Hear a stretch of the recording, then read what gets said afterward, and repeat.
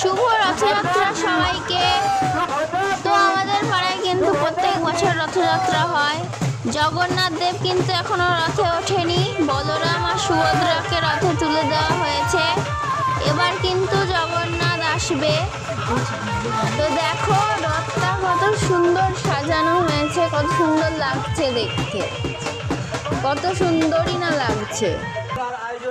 দেখো সিংহাসনে ওদেরকে তুলে দেওয়া হচ্ছে এক এক করে। তো এইদিকে দেখো গোপুসোনাকে কত সুন্দর লাগছে, অনেকগুলো কিন্তু গোপুসোনা আছে। আর এইদিকে দেখো পিতলের জগন্নাথ বলরাম সুভদ্রার কিন্তু মূর্তি আছে, ওটা নাকি দিতে হয়। তো দেখো এবার জগন্নাথ আসছে।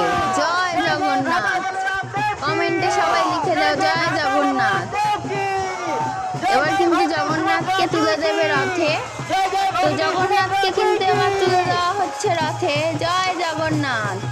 দেখো জগন্নাথ দেব কিন্তু এবার রথে বসে পড়বে।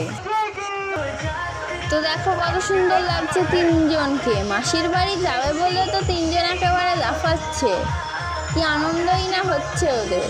তো সবাই বলো জয় জগন্নাথ।